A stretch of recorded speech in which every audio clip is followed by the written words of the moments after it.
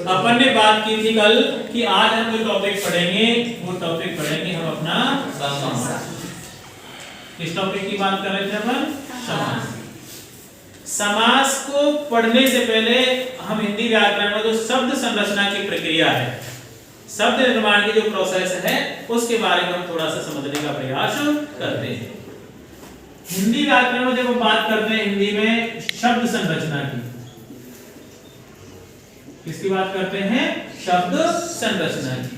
तो हिंदी में शब्द संरचना को हम 4 प्रकार से कर सकते हैं। कितने प्रकार से कर सकते हैं? 4 प्रकार से। कौन कौन से? जैसे पहला जो प्रकार है संधि। पहला प्रकार कौन सा है? संधि।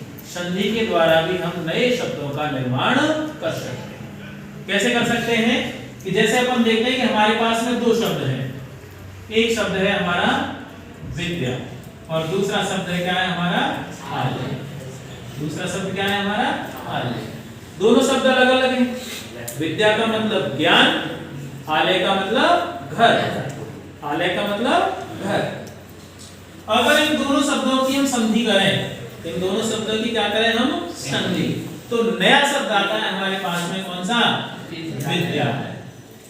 नया शब्द बनकर के आएगा विद्यालय।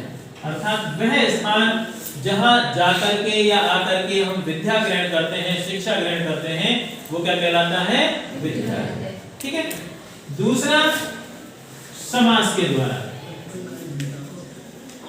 दूसरी जो शब्द संरचना की प्रक्रिया हम किसके द्वारा कर सकते हैं? समास के द्वारा।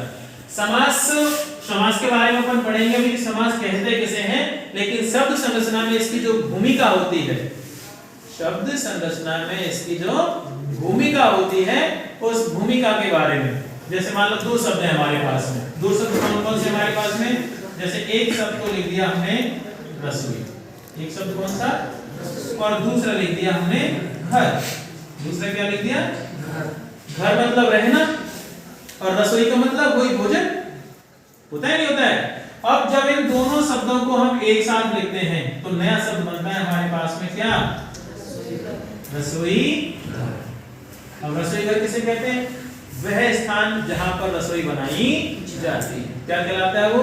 रसोई घर। यहाँ पर दोनों का अर्थ अलग अलग था, यहाँ पर दोनों को मिलाकर लिख दिया तो उसका अर्थ एक हो गया, एक हो गया। और यहाँ संधि नहीं है, दोनों के बीच में कोई समझ रहे संधि है, यहाँ पर संधि नहीं है। यहाँ तो इन दोनों को पास पास बिठाया गया है, दोनों को पास पास बिठाया गया है, और इनके बीच की विभक्ति का लोप किया गया है, इनके बीच की विभक्ति। चौथी जो प्रक्रिया है वो होती है उपसर्ग। चौथी क्या प्रक्रिया है? उपसर्ग। उपसर्ग के द्वारा भी हम नए शब्दों का निर्माण कर सकते हैं। ठीक है। कैसे कर सकते हैं? जैसे मान लो हमने पढ़ा हमारा शब्द है विज्ञान। क्या है हमारा? विज्ञान। विज्ञान प्रत्यय के बारे में चले गए थे अपन, उपसर्ग के बाद चर्चा कर रहे हैं। जैसे मान लो उपसर्ग से बात करें, जैसे देखो हमारा ये शब्द है हमारा अधिक। शब्द कौन सा है हमारा? अधिक। अधिक का मतलब ज्यादा। अगर इसके आगे हम अति उपसर्ग लगा दें, क्या लगा दें इसके आगे? अति उपसर्ग, तो नया शब्द क्या बनेगा? अत्यधिक। क्या बनेगा? अत्यधिक। मतलब अधिक से भी अधिक, अधिक से भी अधिक। चौथी जो प्रक्रिया है वो है हमारी प्रत्यय। किसके द्वारा? प्रत्यय के द्वारा। किसके द्वारा? प्रत्यय के द्वारा। प्रत्यय उपसर्ग की परिभाषा जानते हैं आप लोग, वे शब्दांश जो किसी शब्द के आगे जुड़कर उसके अर्थ में परिवर्तन कर देते हैं वो तो क्या कहलाते हैं? उपसर्ग। और जो पीछे जुड़कर परिवर्तन करते हैं वो क्या कहलाते हैं? प्रत्यय। अब प्रत्यय में जैसे मान लो ये समाज है, क्या है ये? समाज। समाज का मतलब होता है एक वर्ग या एक समूह, एक वर्ग या एक समूह। और इसमें मान लो हमने प्रत्यय लगा दिया एक, क्या लगा दिया? प्रत्यय। तो नया शब्द बनेगा, क्या बनेगा नया शब्द? सामाजिक।